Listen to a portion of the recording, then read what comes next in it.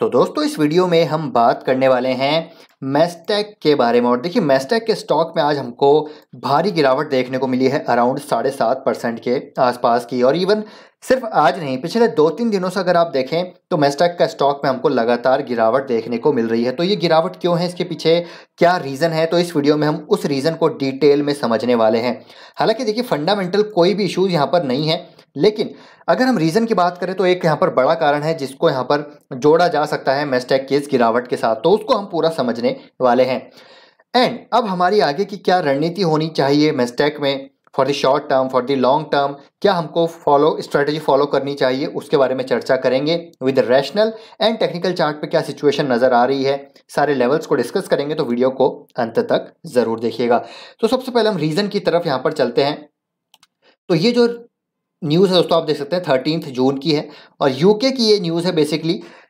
तो यूके में देखिए स्लो डाउन फियर यहाँ पर बढ़ता हुआ देखने को मिल रहा है, मतलब कि यहाँ पर जीडीपी अनएक्सपेक्टेडली श्रिंक हुई है अप्रैल में। मंथ ऑन मंथ अगर हम बात करें तो यहाँ पर काफ़ी टाइम बाद मंथ ऑन मंथ यहाँ पर जीडीपी में हमको गिरावट देखने को मिली है। और मैं यूके की बात क्यों कर रहा हूँ, तो अगर आप बिजनेस मॉडल को समझते हैं मैस्टेक का तो आपको पता होगा यूके से सबसे ज़्यादा रेवेन्यू जनरेशन होता है मैस्टेक का। अराउंड 65% रेवेन्यू कंट्रीब्यूशन यूके से होता है, यूएसए से भी होता है, यूरोप से भी होता है, और भी दूसरी जो मिडिल ईस्ट कंट्रीज है वहाँ से भी होता है, लेकिन सबसे ज़्यादा यूके से ये रेवेन्यू जो है इनका कंट्रीब्यूशन आता है। तो यहाँ पर जीडीपी लगातार हमको गिरती हुई देखने को मिल रही है। मंथ ऑन मंथ आप देखिए अप्रैल में भी गिरी थी और मई में भी यहाँ पर हमको गिरती हुई, मार्च में भी गिरी थी और अप्रैल में भी गिरती हुई देखने को मिली है।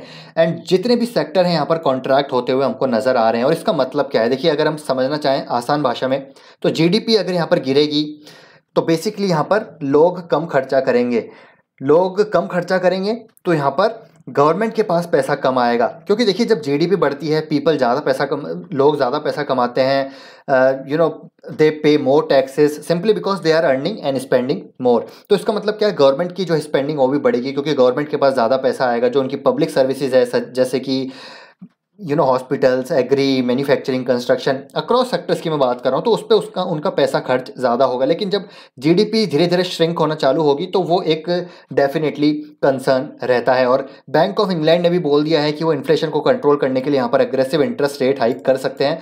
तो इससे यूके की जो इकोनॉमी है उसमें स्लो डाउन का खतरा बढ़ता हुआ नजर आ रहा है। और यही कारण है कि मैस्टेक में भी आपको गिरावट देखने को मिल रही है, क्योंकि मैस्टेक के पास यूके के जो पब्लिक सेक्टर है, यूके का जो पब्लिक सेक्टर है उनके कॉन्ट्रैक्ट्स ज़्यादा हैं। जी हाँ दोस्तों, यूके के जो पब्लिक सर्विसेज हैं, जो पब्लिक कॉन्ट्रैक्ट्स हैं फॉर डिफरेंट सेक्टर्स, वो मैस्टेक के पास है। और इसी वजह से मुझे लग रहा है कि मैस्टेक में इतनी हमको गिरावट देखने को मिल रही है।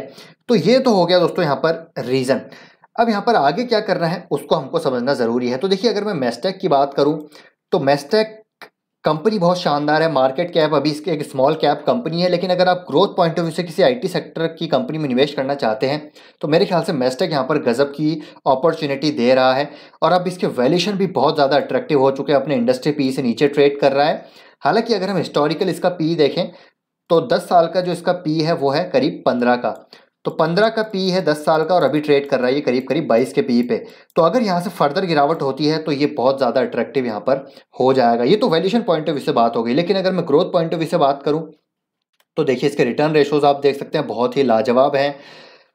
अगर मैं यहाँ पर इसकी ग्रोथ की बात करूँ, देखिए इसकी ग्रोथ देखिए दोस्तों आप, 10 साल की 27% से ज़्यादा, 5 साल की 55%, 3 साल की 46, ट्रेलिंग 12 मंथ्स की 44। तो ऑन एन एवरेज आप मान के चलिए 30% यहाँ पर हमको इस कंपनी की बॉटम लाइन ग्रो होती हुई देखने को मिल रही है। ऑन एन एवरेज इस कंपनी की टॉप लाइन यहाँ पर 25% से ग्रो हो रही है। रिटर्न इक्विटी काफ़ी अच्छी है। स्टॉक प्राइस CAGR भी उसी तरीके से हमको मूव होता हुआ देखने को मिला है। और कुछ टाइम पहले हमने देखा है कि अशांक देसाई जो इनके प्रमोटर हैं उन्होंने भी लगातार मैस्टेक में बाइंग की है। तो ये जो कंपनी है, अगर आपका देखिए लॉन्ग टर्म का नज़रिया है, शॉर्ट टर्म में मार्केट देखिए कहीं भी जा सकता है, ये जो सेक्टर है पूरा कहीं भी जा सकता है, लेकिन लॉन्ग टर्म में मुझे लगता है मैस्टेक एक ज़बरदस्त अपॉर्चुनिटी है। तो ये तो 2 रीज़न हो गए, वैल्यूएशन अट्रैक्टिव है, कंपनी की ग्रोथ काफ़ी लाजवाब है, उस मुकाबले यहाँ पर बहुत ही अच्छी वैल्यूएशन पे स्टॉक मिल रहा है। और तीसरा रीज़न वो है दोस्तों इनकी ऑर्डर बुक। देखिए ऑर्डर बुक की अगर मैं बात करूँ तो जो 12 मंथ ऑर्डर बैकलॉग है इनके पास वो करीब $193 मिलियन का है। which translates 15.5% quarter on quarter growth and most importantly 30% year on year growth. तो इनकी ऑर्डर बुक ही जो है 30% ईयर ऑन ईयर ग्रो हो रही है, तो आप समझ सकते हैं कि इनकी जो आगे की रेवेन्यू विजिबिलिटी है वो क्लियरली नजर आती है। और लास्ट 5 साल की बात करें तो 28% CAGR से ये इनकी ग्रोथ हो रही है, इंक्लूडिंग मर्जर एंड एक्विजिशन, यानी कि जो इनऑर्गेनिक ग्रोथ है और ऑर्गेनिक ग्रोथ है दोनों ही जो है तरीके से ये कंपनी ग्रो कर रही है। तो अपने आप में बहुत ज़बरदस्त कंपनी है। 817 करोड़ से इन्होंने अपनी जर्नी स्टार्ट की थी, आज 2100 करोड़ का यहाँ पर जो है इनका जो है टॉप लाइन यहाँ पर पहुँच चुकी है।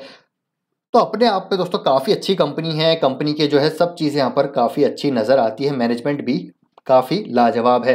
और जैसे हमने बात करी कंपनी की हर मैट्रिक पे अगर देखें तो कंपनी अच्छी नज़र आती है। तो कंपनी स्मॉल कैप है तो उस प्रकार से यहाँ पर थोड़ा हमको वॉलेटिलिटी भी ज़्यादा देखने को मिल सकती है, लेकिन जैसे मैंने कहा शॉर्ट टर्म में ज़रूर वॉलेटाइल रह सकता है, लेकिन अगर आपका लॉन्ग टर्म का नज़रिया है तो यहाँ पर इस लेवल पे ये बहुत अट्रैक्टिव हो चुका है। करंट मार्केट प्राइस पे यहाँ पर बाइंग की जा सकती है और फर्दर यहाँ पर गिरावट होती है तो ये स्टॉक आपको मिल सकता है, देखिए करीब 1700 से 1800 लेवल के बीच में ये आ सकता है।